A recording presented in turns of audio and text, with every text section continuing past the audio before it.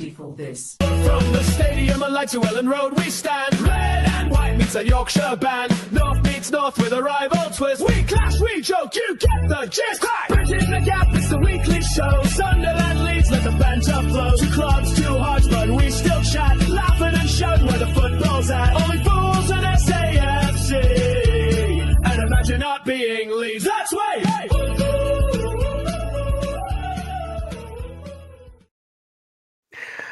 Welcome back to Imagine Not Being Leeds for an episode of Bridging the Gap. And oh my word, I am joined by my mate Wayne from Only Fools and SAFC, whose side has done nothing but attempt to bridge that gap to the best of anyone's fucking abilities, pal. Mind my French. How are you doing, buddy? I'm very, very well. I'm guessing I'm in a slightly better mood than you are at this moment in time, so I'm sure we'll find out as the show goes on. But I'm buzzing, mate. I'm buzzing, mate. Absolutely over the moon. How are you? The best transfer window in history of football, let alone Sunderland, mate. But we'll definitely get into it. Best in my lifetime, mate. I'm still in shock. I'm still thinking we're going to wake up one day and we're going to resign Callum McFadden or something. I'm still in a parallel universe somewhere. Oh, that'll be us, mate. Is he a free agent? We'll have him. No, let's see who's in the house anyway. John Pepper, hey up, mate. Straight out the bat, our owners have a lot to answer for. They need to get the situation sorted ASAP with loan players or free agents. Don't stop working. You need to get players in. Ian Brown on the banter straight away. Imagine not being Leeds. Imagine not signing any players on the last day of the window. Go away, you. Go away. Too raw. Stop poking me with that stick. Tezza, hey up, Tezza. Gary Hoyle, do you feel let down and expecting more from the 49ers, mate? Yeah, we'll get into it, Gary, but yeah, I do, mate. I do, 100%. It's hard not to. Couldn't be happier, Wayne. Ambition and statement of intent from KLD and the hierarchy. That gives us a real fighting chance, but it's going to take time for all these players to bed in. Yeah, I mean, looking at a club, I mean, to say Sunderland are out of the race, which I actually think you are, of relegation, I think you've done enough. But the thought of having somebody who should be down there out of that conversation, I aren't quite ready to let go of that yet. As an opposition fan, the bedding in periods, all I've sort of got to look at with you guys. I think you'll make stadium like a fortress. You're already doing that. We'll do that at Ellen Road to a degree, hopefully. That's our saving grace, I hope. But in terms of the amount of players you brought in 14. We brought in 10, mates. We've still got the same sort of, it's not like we've only brought in 3 or 4. So, but yeah, when it comes to you guys, you've got the AFCON that stands out, which you probably get pissed off of hearing, and the fact you've got so many to bed in. How does he keep them all happy, Wayne? That's my only thing. That's it. I mean, it's a good point about having to bed in. But even the league, I mean, even we're only 3 games in, you've seen us beating West Ham 3-0 comfortably, second half. But then they get into Forest and batter them second half. This league is so unpredictable. So, and it, like what you're saying there, it's still, even though we spent the money, you're still looking at trying to find 3 worse sides than us. You know what I mean? It's still hard. There's still a lot of quality. I mean, Wolves, we spoke about time and time again here how we think Wolves are going to struggle. That's proven to be the case so far. They've had a really bad start of the season, but you've got teams like Villa who had a really bad start. Anything can happen. I get what you're saying, keep them all happy, but I think I'd rather be in that position than not having the players for every position, you know what I mean? So I think I'd rather be where we are at this minute in time. 100%, Wayne. I mean, a couple of my mates have said, yeah, well, we've had a better start to that season than Newcastle and Villa. Differences over the course of the season, they won't be down below at Leeds. It's just a fact. So that's a bit of a worry. Like you say, it's a very unpredictable season. I mean, for you to have the start you had, to then go away to Burnley and get beat 2-0 and look very poor. And then, like you say, West Ham, you're thinking, right, West Ham aren't looking good. Then they go to Forest and probably do to Forest that not many teams will do this season, if any more. Slap them up 3-0. All of a sudden, you're like, seriously, who is worse than us? If we're looking at Brentford, they aren't looking, they were looking poor, and then, they've had a decent result as well. So I do look at it and think, regardless of who we're sort of looking at in and around us, I think we probably do have one of the 3 worst squads in the league. You're still in the conversation of relegation, obviously, as newly promoted side, but I don't think you have one of the 3 worst squads in the league. Not no more. I don't know. You did. You had the worst squad for me when you first came up. You don't know more. Well, we on paper we haven't. I mean, if you can just on money spent, but we still didn't know these players how how good they really are. They're not proven. I mean, yes, we've had a cracking start. We've had we've hit the ground running. We've getting 6 points out of 9, which is, you couldn't ask for more. I mean, arguably the Burnley result was probably the worst one out of the 3. That's terrible. Yeah. That getting to there, you should be taking points off them. We didn't. But the bounce back with that Brentford win at the weekend kind of got us back on track. But there's still a long way to go yet, Matty. We're not proven. We're not knocking bets to stay up by any stretch of the imagination. There's a long, long way to go yet, and a lot can happen. And like you say, AFCON as well. Although I'm quietly confident, we've had a cracking window. We've spent, smashed records out the park for signing players. I'm realistic enough to know that it's still going to be doubly difficult to fucking stay up, unbelievably so. Yeah, no, I know. And I've got a few images to bring up about squads and players we brought in and stuff. But obviously, we didn't do a show last week. I don't want to go too far back, but obviously, we got slapped up by Arsenal.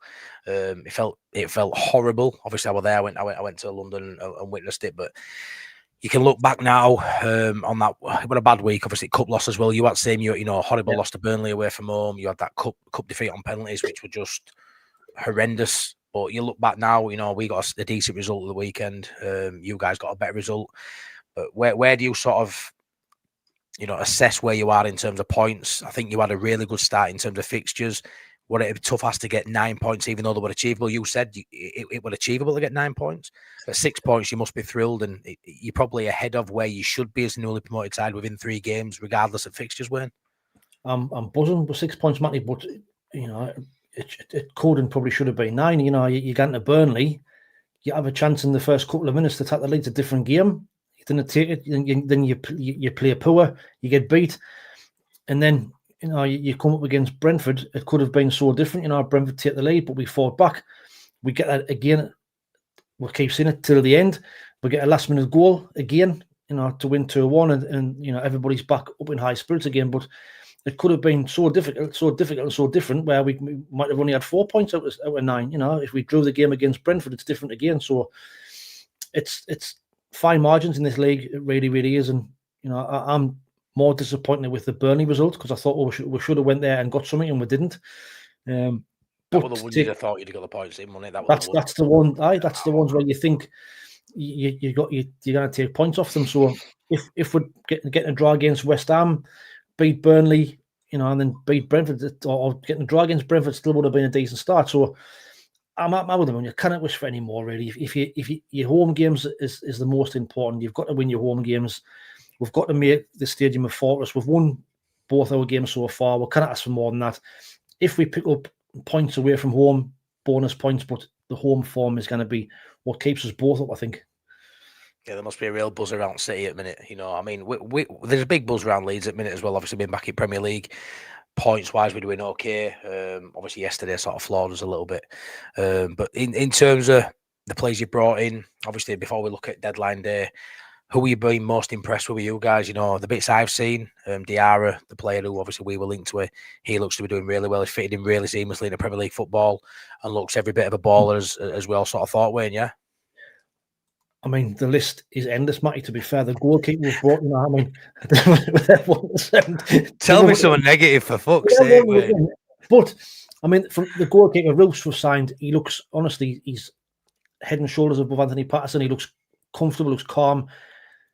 We're not panicking when he's coming for crosses. He saved a penalty of the weekend, and he just looks to business, and for like 11 million quid, he seems a bargain considering how much goalkeepers Trafford got to Man City and already dropped 2 fucking clangers.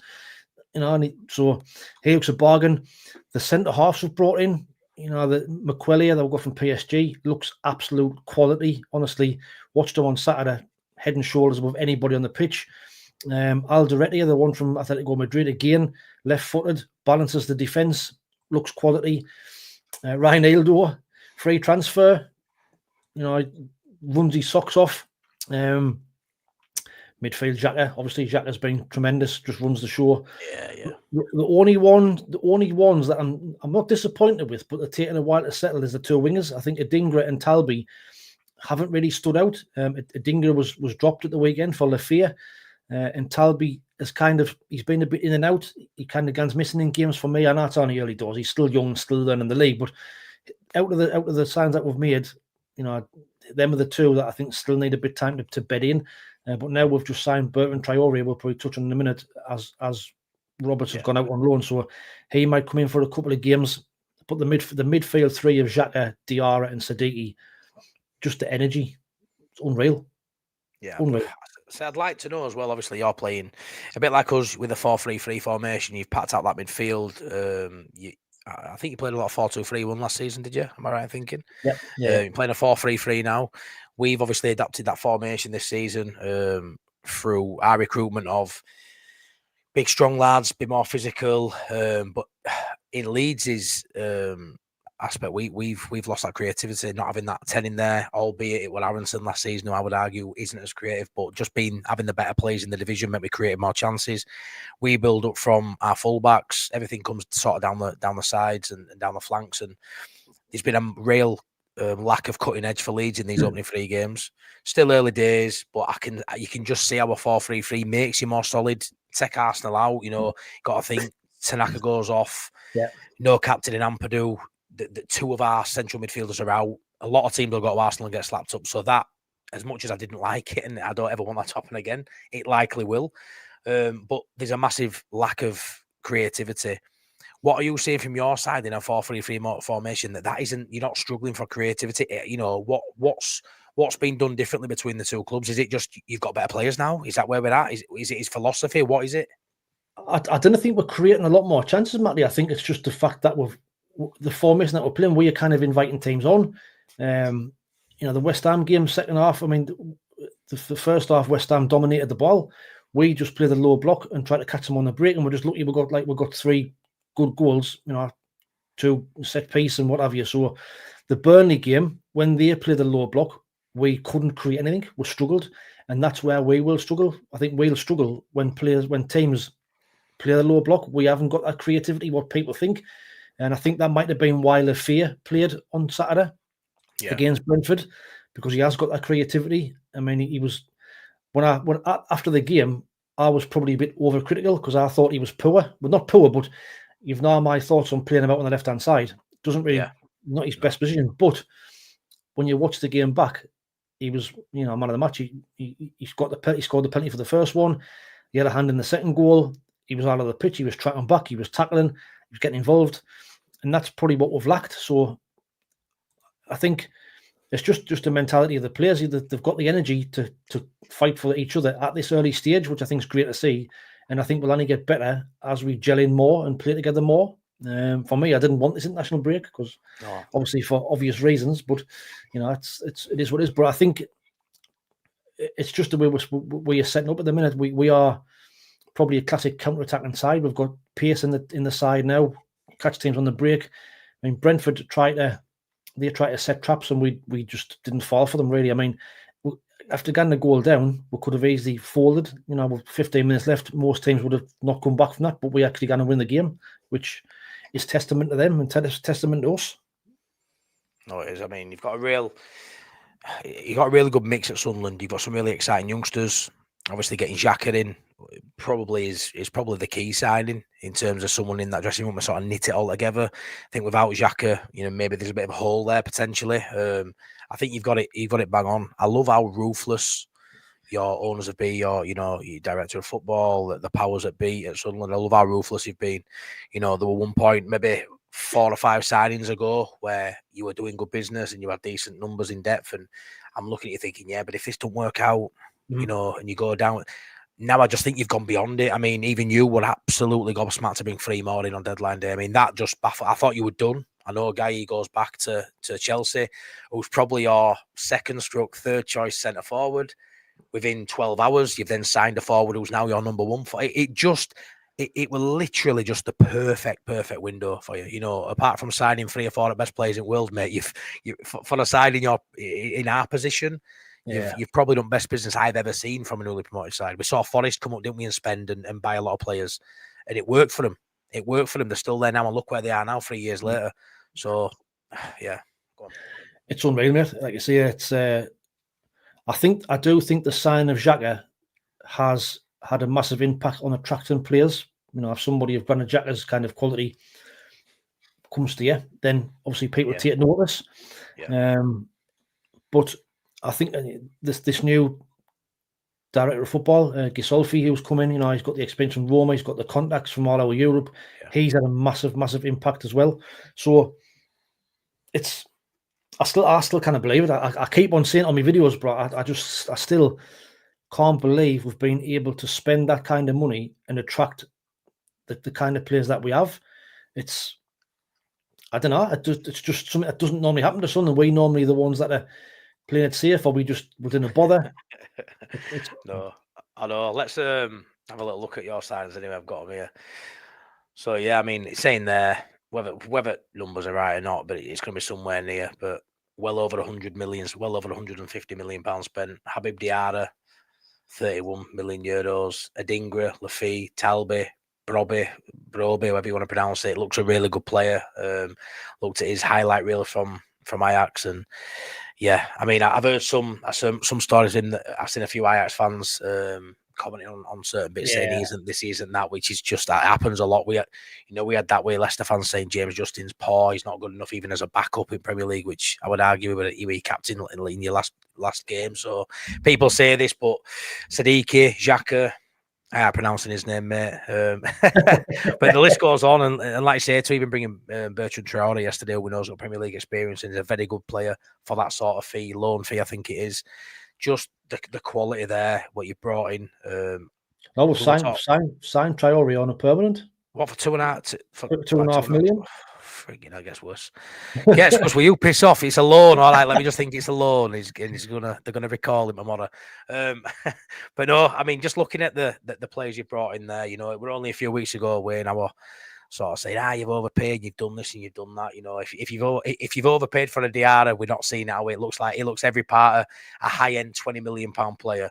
And if you've overpaid for him, then you've underpaid for Traore, and he's a good player, well worth more than 2.5 million. So, you've absolutely smashed it in terms of the financials. Mm-hmm.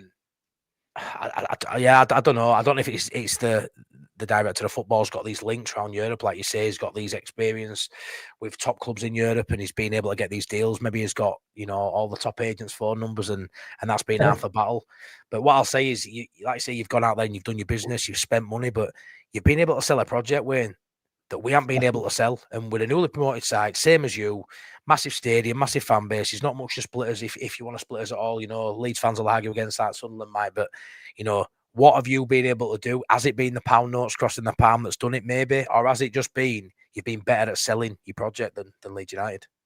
I mean, we'll never get to find out what goes on behind the scenes, will we? But there's clearly a model in place, and like you see, a project in place. And even Granit Xhaka has said that the project and how desperate we were and how desperate we sold the project to him. And you can already see, I mean, after the match on Saturday, he was singing, Wise Men Say, like walking on the pitch, and you can already see the club's getting under his skin. And I think there's a lot of players don't realise how big the club is until they actually get here. Yeah. I think just up in the northeast, but it's once they get here, they'll love it. Ahmad last season or season before loved it. Couldn't believe it, and they fall in love with the place. And I think once you get them here, and they see the academy of light, the facilities, the stadium when it's rocking. The last 2 home games have been bouncing. It's just the whole thing, but there's no reason why Hughes couldn't have done the same. So I'm guessing money must have played a factor. I mean, I don't know how much we were paying for wages. We've spoken in the past about overpaying. I mean, there's talk of that Broby on £5 million a year, but funny man, funny guy, class. But on the Broby thing, I mean, there has been some Ajax fans have said he had a poor season last season, but he had a lot of off the field problems last year. Apparently, he was involved in some kind of, he was getting stalked, and he was some kind of extortion thing, and he had something going on in his personal life. He was getting threatened, all sorts. Really? Yeah, but like I say, I'm a big Isidore fan in my ender as well. I think they're really good, but they're young. They're raw. I know this guy's young as well. He's a young talent, but he's a bit older than them. He's got a bit more experience. Played for Holland, and he got caps for Holland. Mm-hmm. Yeah, that's what I mean. It's pedigree there. You've gone from, like you say, the lad at Chelsea going back now will probably don't start for you to having now a starter, and he will push Isidore and Mayenda to challenge him and get better too. So it's that thing of you've probably got 2 in each position. 3 in some positions, which is just it's unbelievable. I mean, when you compare it to us, mate, it's quite embarrassing bringing this up, to be fair, but it is what it is. I mean, Anton Stack, I still firmly believe, Wayne, slightly different players, but we missed out on Diarra, say, if you're going to go down that route, and we brought in Stack. If Stack were our second option, doing one Leeds fan, disappointed we've got Stack. He's our star boy in terms of what we brought in this season. He's probably his best player, let's be fair. He's a really talented player. 20 million euros.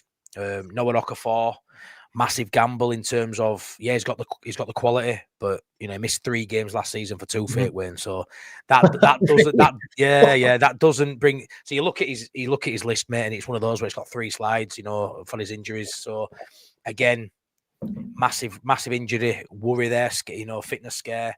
Talented player, could be the game changer in certain moments. Yacobiol, no worries about him. Looks a really good player. Lucas Perry, the goalkeeper, after dropping Melier. We'll get into Melier still at the club.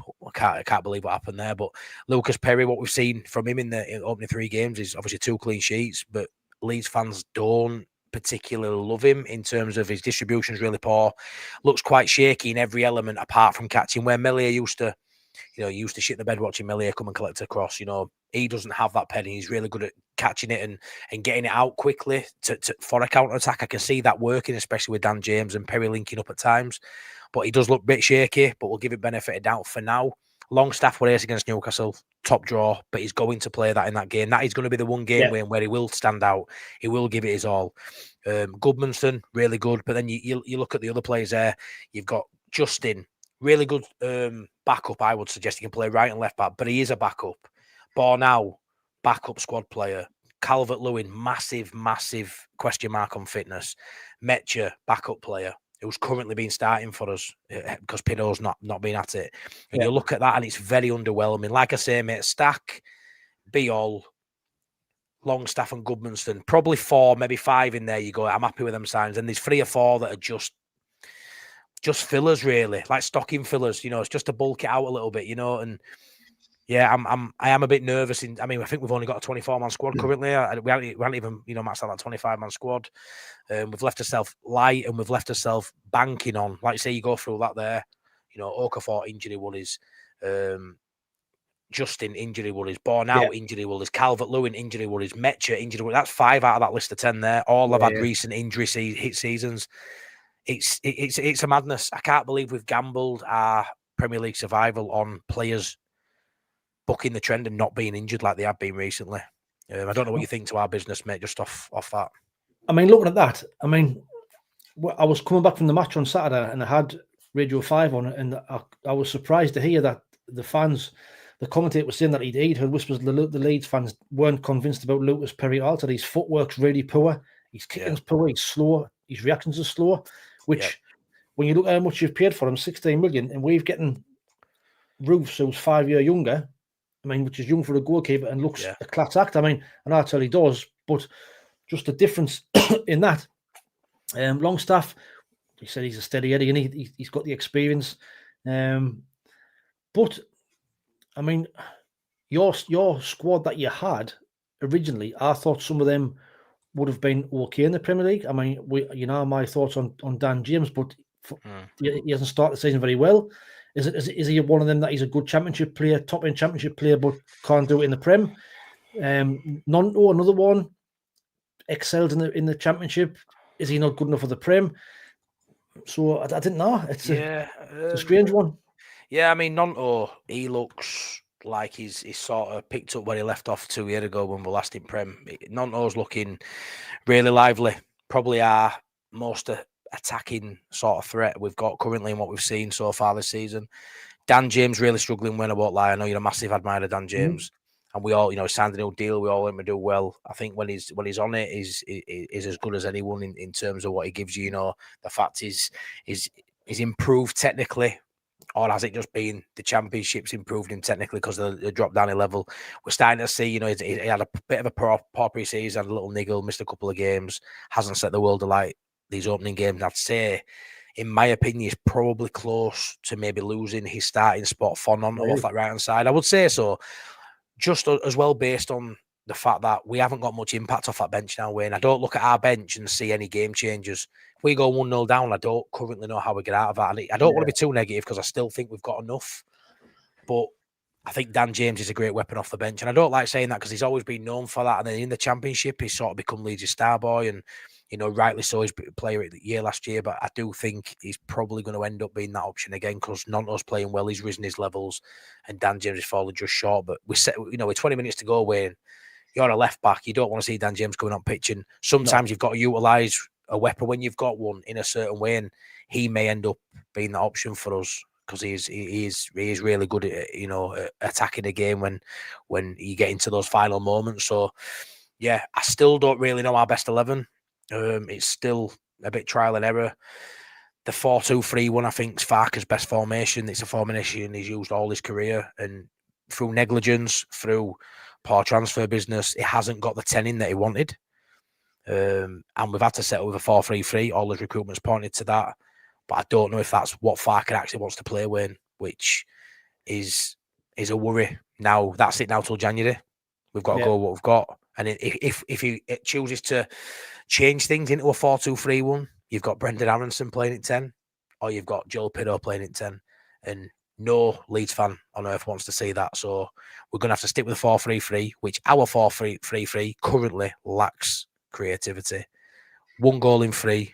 From a set piece, from a penalty that we spoke about last time, and some will say it wasn't, some will say it will. We still got lucky there. It's a stroke of luck that we get that penalty too. So, yeah, I am worried of what we've got ourselves into this position now as Leeds fans. As Leeds fans, we've got to bear the brunt of the jokes.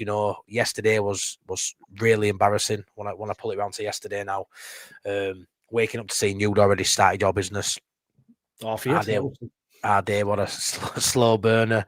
But who were the other 2 lads you brought in on deadline day then, other than Broby?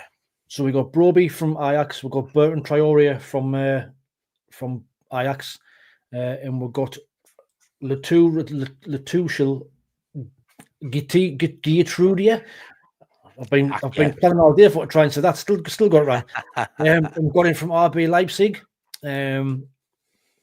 But I didn't expect to get another 3. I mean, I think I messaged you and said I didn't think we needed more defensive cover, but Huggins has gone out on loan, so it's like I say, it's mind blowing.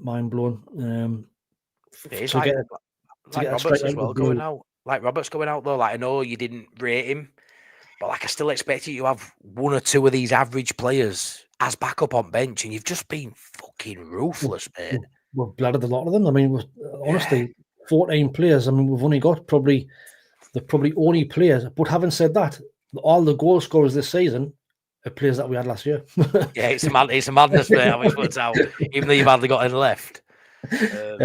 So Lafayette got the weekend. It was Isidore, 2 goals in 3 games.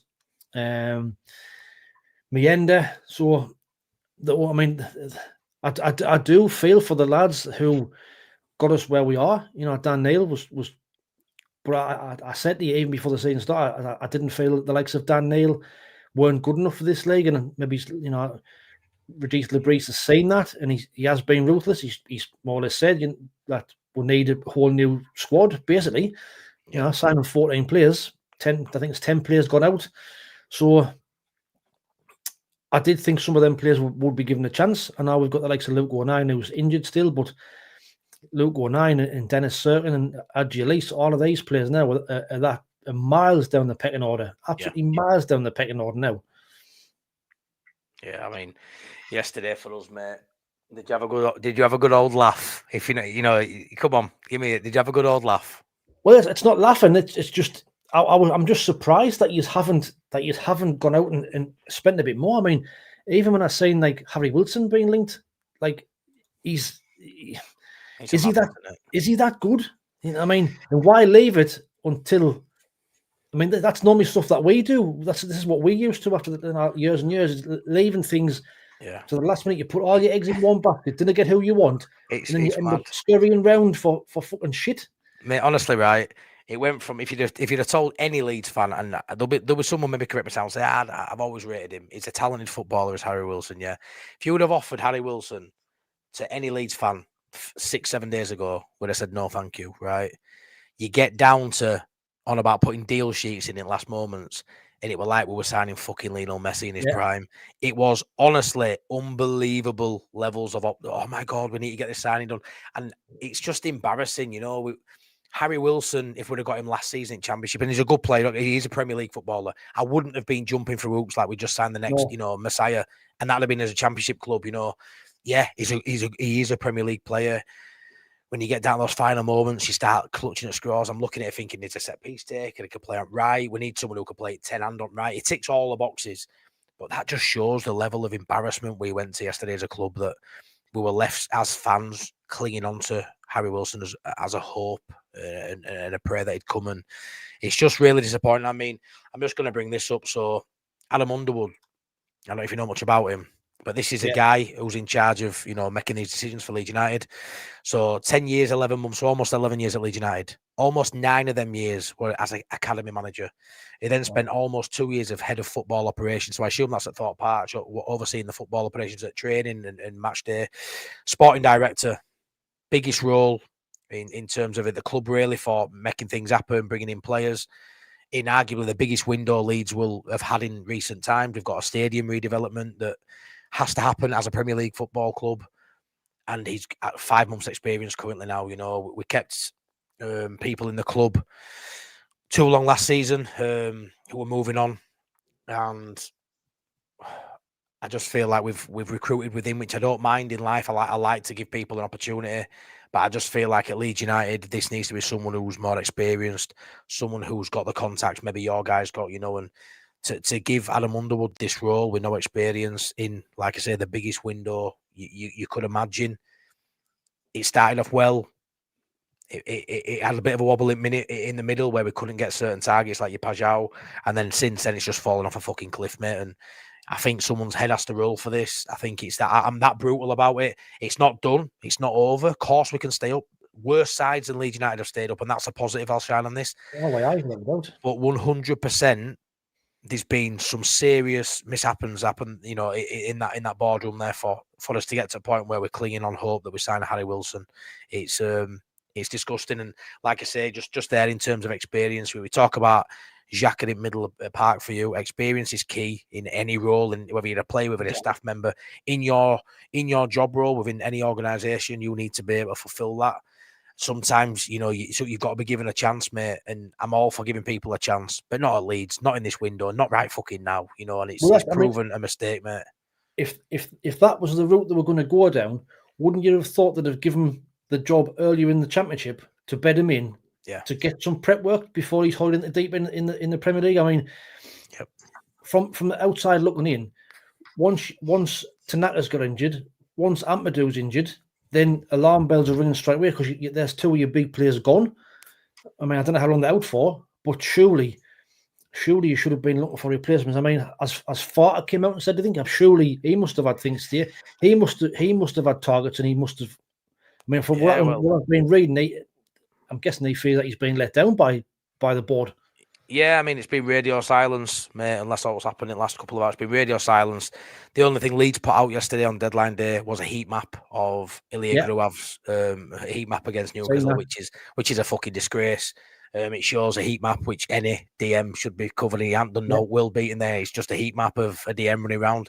That's the disgrace. Farker stated after the last game that he needs 2 players in the attacking positions. Without them, it's very difficult to stay up, and that's come from manager.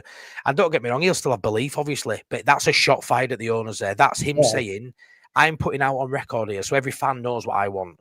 Because he's been shit on before. He's gone into jobs with Norwich, knowing full well they're probably going to go down. Had boardroom meetings at Norwich saying, "We're not doing this, we're not doing that. If we go down, we go down." He knew he stayed out of loyalty.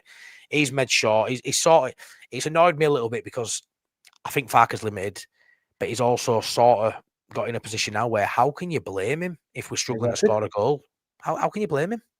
Exactly. You can't, can you? I mean, if he's identified areas where you need to strengthen, and he's no doubt he's probably give them a list of targets who he would like to sign, and they've totally ignored him and just, you know, like you say, shit on him, then you wouldn't blame him. I mean, you look yesterday at Crystal Palace, the Gahey situation. I mean, apparently, Glasner said, if you sell him, I'm walking. I mean, them type of situations. So surely your manager should be saying, look, I need these players. If you want to survive this season, you're going to have to back us. You're going to have to do something about it. But just let it drift. Let the deadline day drift. I mean, it might come out later on that you were trying to sign other players, but just to let it drift all day yesterday. And then, like you say, last minute, linked with a Fulham backup player, that neither one, everybody's pissed off. Hearing all sorts of stories with that, mate. Watching bleeding private jets and all sorts. Going to fly from, I think it was Cardiff or whatever. Flying from Wales's training ground or whatever. You see all these bits and pieces, and then you hear apparently that we got told middle of the day or lunchtime, mid-afternoon that it's not on and the flight were cancelled. I've even heard stuff that we got told then, and Leeds still put a deal sheet in the last few minutes after being told no hours and hours before. It just, honestly, it's laughable. It reeks of our previous ownership. Radrazani, it reeks of that sort of level of incompetence. Like I say, I'll always try and shine a light on it because I don't want to be miserable. This is my little escape from reality, which sometimes reality can be quite shit anyway. And I'm a football fan, and what I've seen in the opening three games has show me that we're not going to roll over. But it does come down to, I mean, there's a quote here that I've sort of pulled up from. I really like this. I've seen this today. Siege mentality required now. Leeds have failed Farker, but as a fan base, needs to do everything to stay united. Leeds make Ellen Road a fortress, the most hostile ground in England. If we stay up, it's all because of us. Bring it on, MOT. And I love that. And it is a siege mentality sort of thing for me. And I'm looking at it thinking, like I say, it's been let down. There's been some decisions made that haven't gone our way. We've shot for the stars in some deals as well when we have, and we've missed out where you've got your deals done. But now, as a fan base, I'm going to come in here. I'm going to speak my mind. Give it a few more days. This will sort of settle, and we'll start looking ahead to the next game, Fulham away, which will be tough. But we'll start looking and try and look for positives as you do. But right now, we are hurting as a fan base. We do feel let down, and we have got to galvanise and get behind them. Like I say, full well. I mean, the last 3 or 4 visits you've had to your stadium alike, you've come out absolutely beaming, haven't you? From semi-final to last 2 home games. You know what it's like. You've got more fans in your stadium currently than we have. We're building hopefully towards having 50,000 in there. But you know what Ellen Road's like. Whether you like Leeds or not, it's one of the most hostile grounds. It's one of the best grounds as an away fan to go to. It's one of the best away days, whether you like us or not. And we need to make that a fortress. So far, 4 points out of 6. Can't really go wrong with that in terms of, what I've seen at those games is a group that are together. And I do think sometimes a smaller squad, a tight-knit squad with the right mentality, backs against the wall, everyone's writing us off. There's something in that. There's something in that. Leicester City were never supposed to win Premier League, mate, but they did. We've seen miracles happen, and this wouldn't be a miracle, Leeds staying up, so I don't want to go that far. But people are writing us off, and I don't mind that, Wayne. I don't mind that at all. No, I mean, I don't think it's as bad as what fans think it is. I really don't. I mean, like I say, anybody against Arsenal can get beat 5 now. That's just what happens. You concede an early goal. Your back's against the wall. They get on a roll, and anybody that could happen to any team. Doesn't matter who you are. Man City can go there and get beat 5 now. It's just one of them things. Yeah. Them type of games, like we spoke about, is games where you go there as with no pressure. Obviously, you didn't want to go there and get beat 5 now, but it can happen. Your home form, like I've said with us, is going to be crucial. You beat Everton, which looking at it is a cracking result based on what they have done since they played us. They've been class, and Grealish has been instrumental in that as well. But yes, a point at home against Newcastle is not a bad result. You're seeing the way they played against Liverpool with 10 men, as much as it pains us to see it, but they look good against Liverpool. So on the face of it, yes, you haven't gotten the players you wanted, but it's easy for me to see it. If it had been all the way around, I'd have been just as sick as what you are and pissed off and blaming the owners, God knows what. But I just think it's not as bad as what you might think it is. You beat Fulham. You beat Fulham next game. What's that? 7 points from first 4 games, and it's not a bad start at all. Just before 152 watching, by the way, which is cracking, and 46 likes. So see if we can get the 100 likes before the last last 20 minutes, if you didn't mind, smash that like button. I normally shout that out, but I've been that engulfed to try and get out of my head what I've got to say.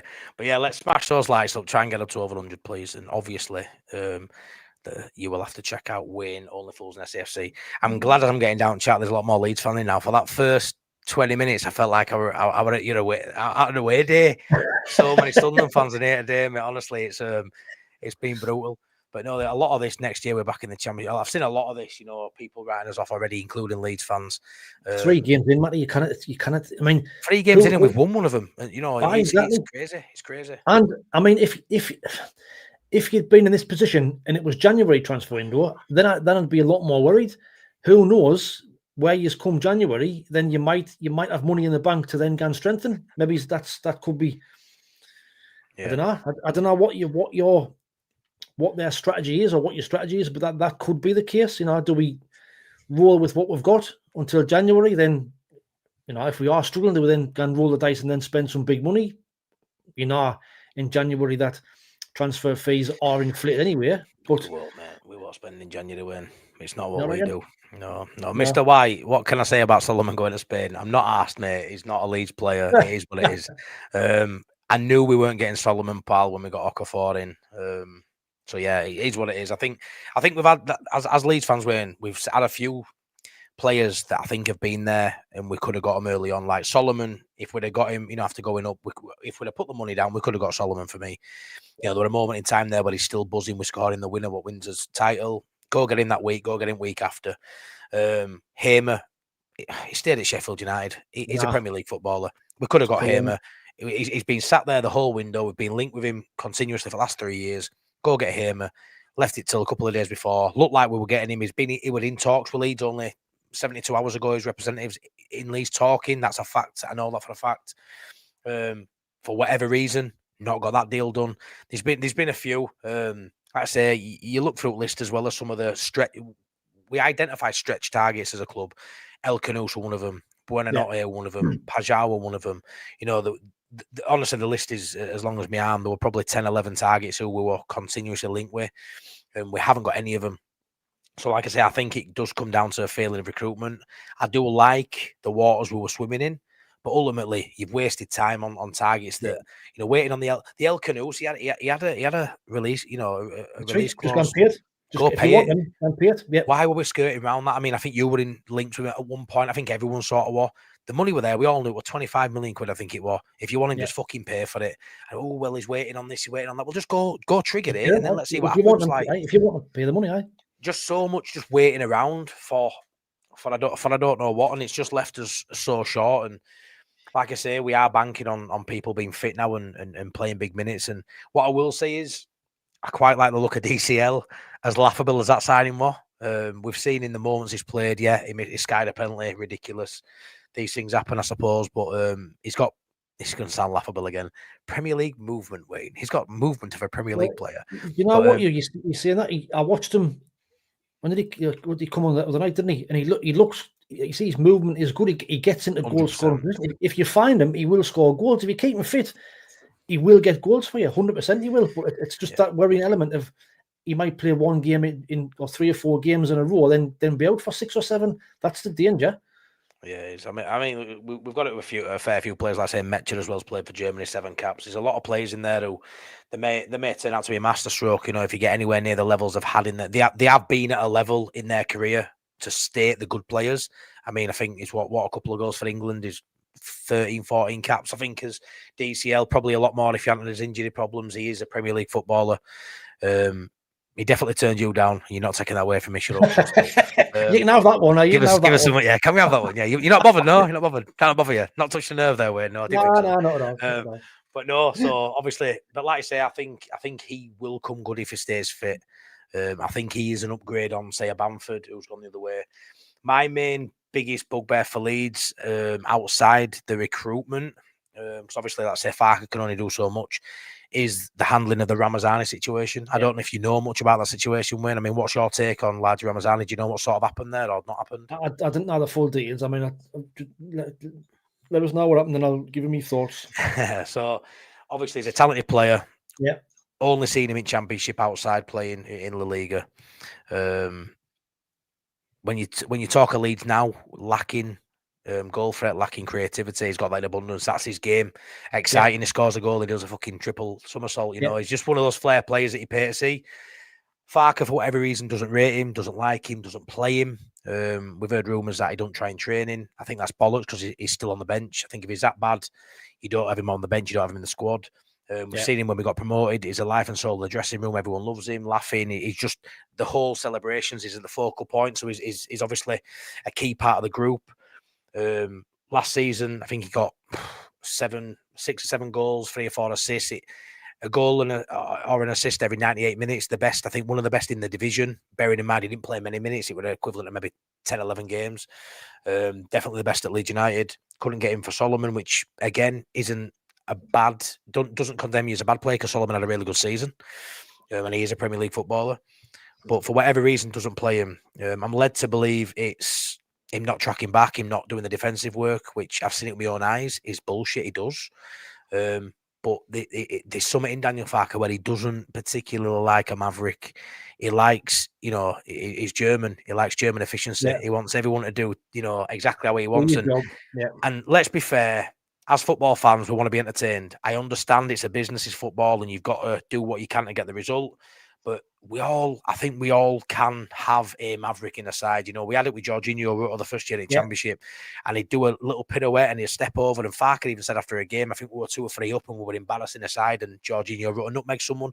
And he actually said in post-match interview with Farke, I don't like that. I don't want to belittle the other side, and I'll have a word with him about that. And as a fan, you're like, really?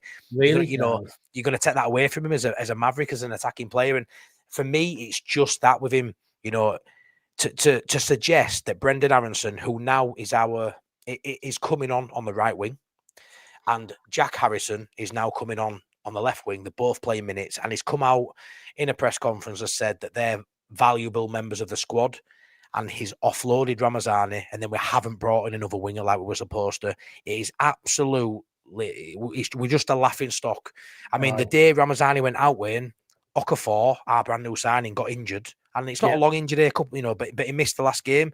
I mean, how many sides do you see loaning a player out, and then the same position, a player gets injured? Yeah, I think every other side in Premier League would have said, "Come back here, you're not going." I cannot fucking believe we've let him go. Look at us, and the fan base. We're all saying it, Wayne. The whole fan base is saying, "Why have you done that?" That is poor. I mean, that's shocking. I mean, look at us with Chelsea. We're Mark Huey.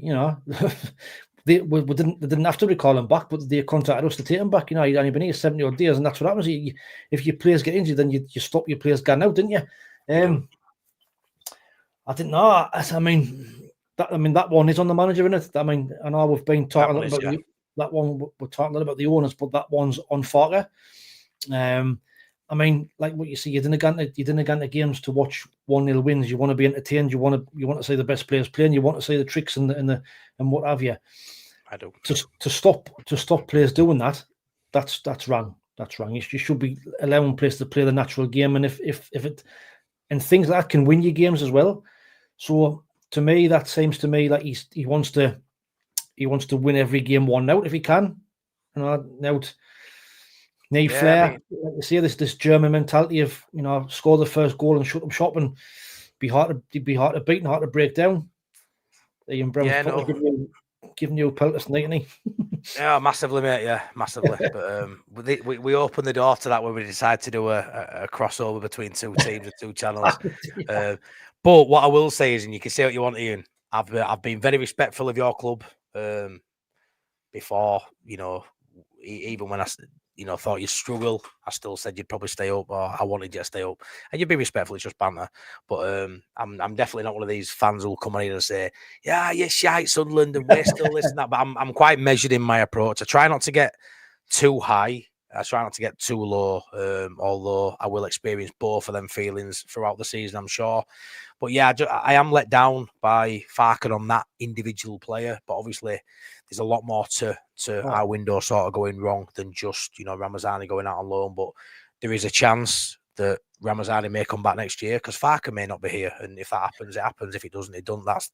That's the thing in it. A shelf life of a football manager isn't very long. And when you're a newly promoted side, Wayne, it's probably even shorter. Well, the thing is as well. Now you've had a bad transfer win. I want not a bad transfer win. Why I don't think, but you've had you not where you wanted to be or what you expected to be. Now the pressure is on him because you never go on a bad run. He's going to be the one that takes the fucking flak.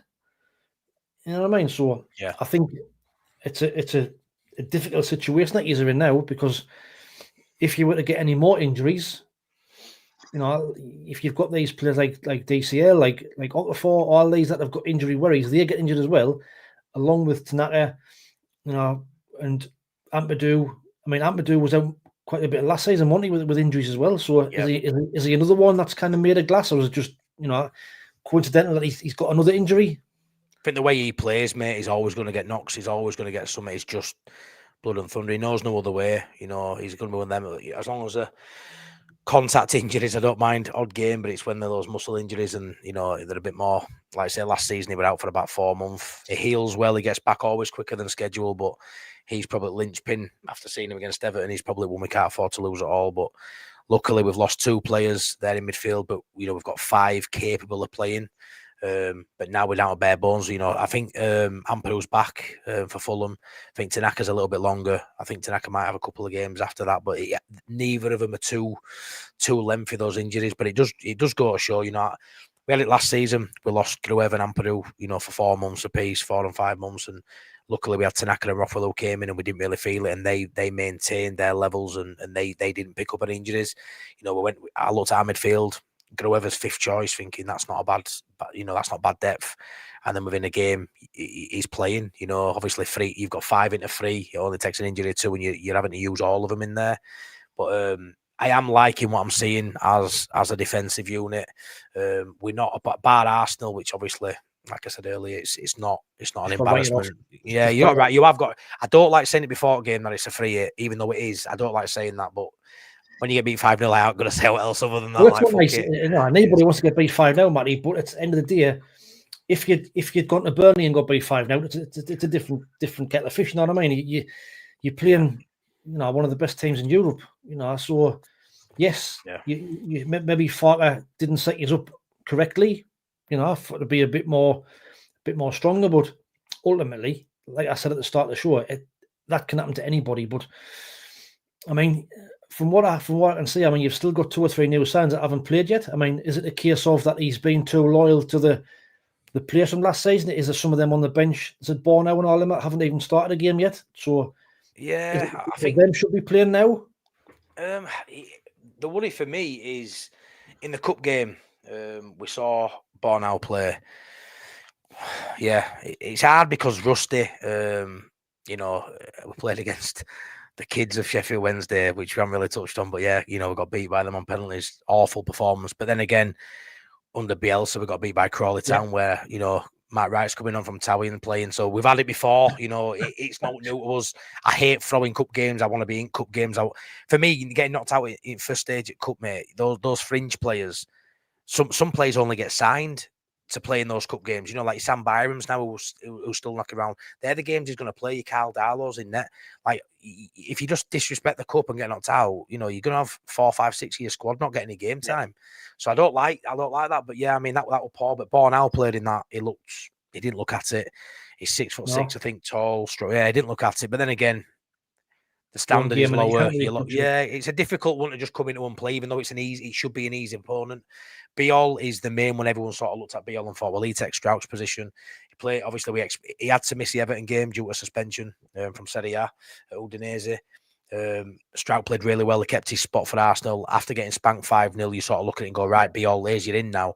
But with his poorish showing, I would say, Chef Wednesday, he's stuck with Strauch again, and he's got another clean sheet. So I think it's probably waiting for the next game where Strauch maybe doesn't play too well, and Biol comes in, because Biol has been signed as a starting centre half.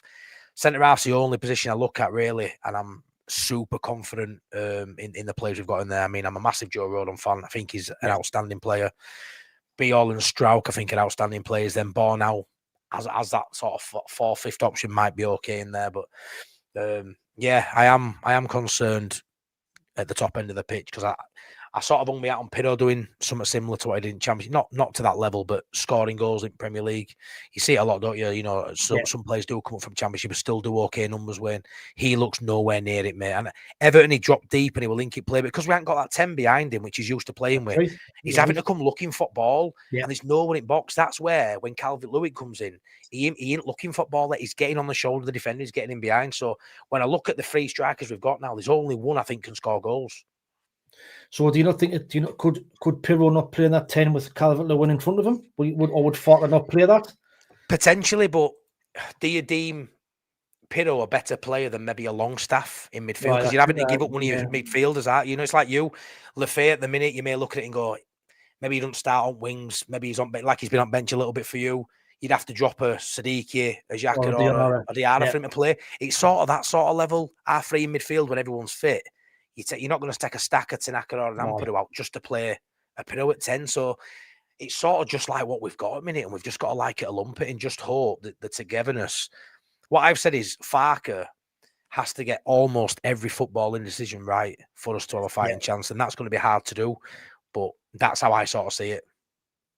And you've got to avoid injuries as well. I mean, from what you're saying there, though, if you're strong defensively, maybe he is trying to win every game. You know, 1-0, trying to pinch it 1-0, which, you know, is a hard thing to do in itself. Keeping clean sheets in this league is very fucking difficult. So it's a dangerous game, but I still think I still think that you'll be all right. I really do. I mean, watching you against Leeds, if you play with that, I mean, against Everton, if you play with that sort of intensity, and I'm guessing at home you will play with that sort of intensity every home game. There's not many teams who'll get Ellen Road and win this season. I believe that. I hope, yeah. That's got to be that's my crutch I'm holding on to at the minute. I know what we like as fans, and it's got to be that way. We've got to pull together, and we've got to make that. Say a fortress for a newly promoted side isn't going to be winning every game. I mean, last 2 seasons, I think we've only lost 4 games over 2 years at Ellen Road. That ain't going to happen.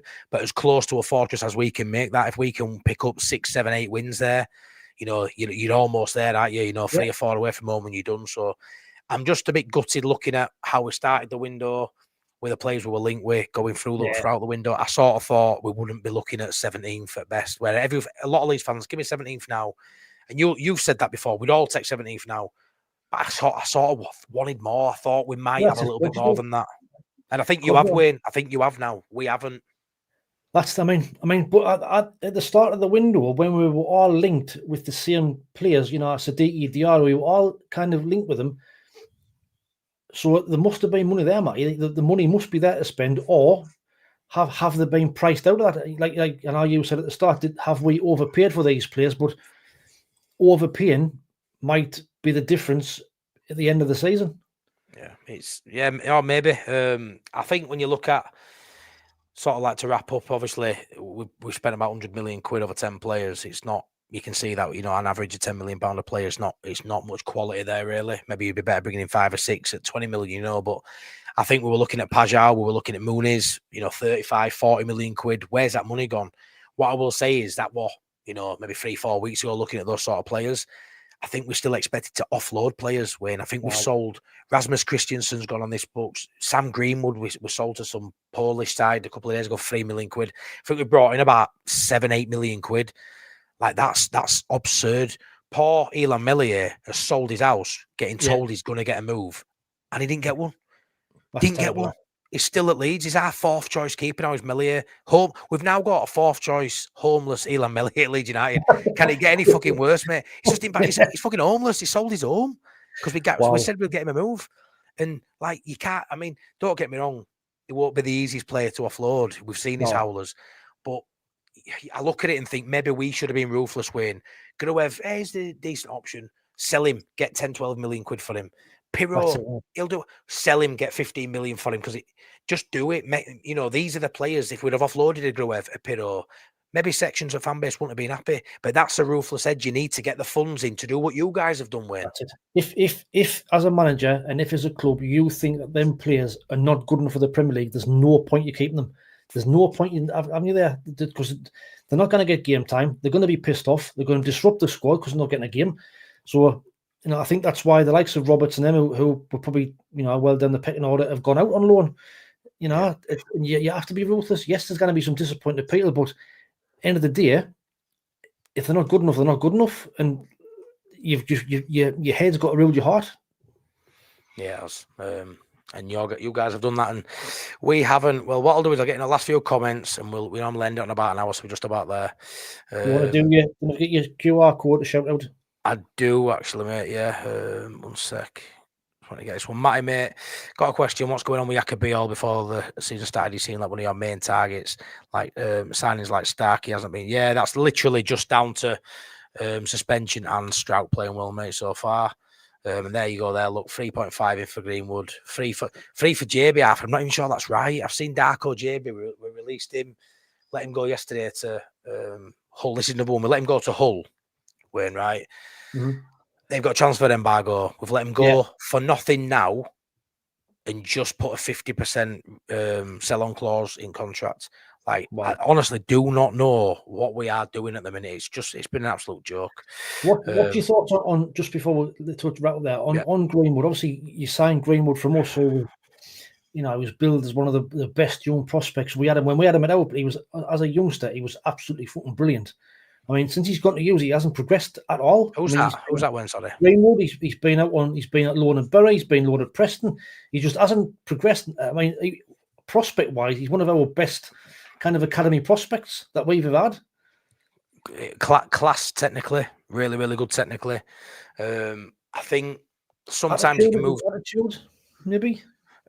I don't like using that, you know, because we don't know what goes on. A lot of people say that, you know, young player. Fancy on ball, likes doing his tricks, technically really good. Sometimes it's easy to say young lad's got an attitude. I think it's just timing. Sometimes in life you're at a club, but you got to think he moves to Leeds. We had it with Geldart. I thought Geldart to play for England, you know, under Marcelo. I'm thinking, look at him go. You know, as we've been in the Premier League, it's been, you can't play a kid because we need to stay up. We've been good at Championship. You've got to win every game. Where do you give these lads a chance? And I think he's fallen in that category where he hasn't had the opportunity to play football at Leeds United because of where we are as a club. Too much pressure riding on picking players like a Greenwood and a Geldart. And I think moving to a club now in Poland, which doesn't seem a decent move in terms of he hasn't gone to a top club in Europe or a decent club in Championship, maybe where you may have seen him go. I think that's just down to he hasn't played many minutes. You know, I know we're on loan last season, but I do think there's a player there. I think technically he's really good. Free kicks. I've seen him score some bangers in our under-21s. Yes. He's one of them players, too good for under-21s, one of the best players at that level, or under-23s at time at Leeds. Med step up, had an opportunity under Jesse Marsh, but we're never good enough for the level we've been at, really, which until now, and we've sold it. I'm joking. Until now. But 159 watching. Please smash a like on. I don't know what we're currently on, but it'd be nice to finish on 100. 87. Please try and get that to 100. But I'm sorry I haven't had a chance to read many comments out because I've had a lot to say on this one. And so has Wayne too. But I would just like to shout, I've got a QR code at the bottom of the screen here. Please check it out because I did something quite techie there and made a QR code for a link to about. So I'm gonna plug this because on Saturday I am doing this with no training and 18.5 stone of body weight. I am attempting this bad boy. So Imagine Not Being Leeds charity walk. I am walking from Old Trafford, Manchester to Ellen Road in Leeds, all in one day, roughly 41, 42 miles. I'm setting off at 6:30 in the morning at Old Trafford and getting to Billy Bremner statue whenever I get there in a wheelbarrow probably. But all money raised will be split between two amazing charities. I have an autistic son, so it's going to Leeds Autism Services, and I've also been to Andy's Man Club meetings and struggle with mental health at times, so I'm going to split it in half, going to them too. So Andy's Man Club and Leeds Autism Services, two charities that mean a lot to me. The QR code, if you scan that and open it up, there's two links there, one for the Andy's Man Club and one for Leeds Autism Services. I would advise, if you don't mind giving any amount of money, if you wouldn't mind splitting it, I want both charities to get an equal sum. Really had to be done over two links, but if you can donate anything, whatever you can afford, I would really appreciate it. I'll be doing a vlog of the day. I'll be doing lives on TikTok, lives on YouTube throughout the day, trying to entertain you guys, trying to have a bit of a conversation with people I'm walking with, and obviously try and drum up interest and sponsors and raise money for those two charities. So that would be greatly appreciated. And if Wayne can give it a bit of a shout out on one of his streams, I won't say no. I'll take the QR code, mate, and I'll ping it on my videos, and I'll put it on my post as well. Cracking effort, cracking cracking walking. Best luck to you, mate. I don't envy you, but we're all in a good cause, mate. And well, fair play to you. Fair play. Yeah, Well, no, thanks, especially when they training. Yeah, well, we'll see how I go. I'll get through it though. The mental toughness is the challenge, but I'll get through it. My feet are going to be battered no matter what, but I will get through it 100%. So yeah, thank you very much. Is there a way without the QR code, Brett? I will put the links in the description too, both links, so they'll be in there. Give me 10 minutes after this stream and they'll be in there, mate. But yeah, thanks for everyone's support. Sorry I didn't get through many comments tonight. 150 for pretty much the whole live's pretty mad. So thanks for support. Please go check out Wayne at Only Fools and SAFC. It's mental how good he is at his stuff. And I actually watch his channel religiously. I don't miss a video, even considering they've been doing a lot better stuff than us. Nah, you're bloody brilliant at it, man. Really, really good, really unique. You inside the opposition videos have been really good as well. I really enjoy them. So go check out Wayne, top guy, really good guy. Thanks so much, Wayne. Thanks so much for the chat and all the support. Take care and we'll see you soon. Appreciate that. Thank you very much. No worries, man. Bye-bye, everyone. Bye-bye.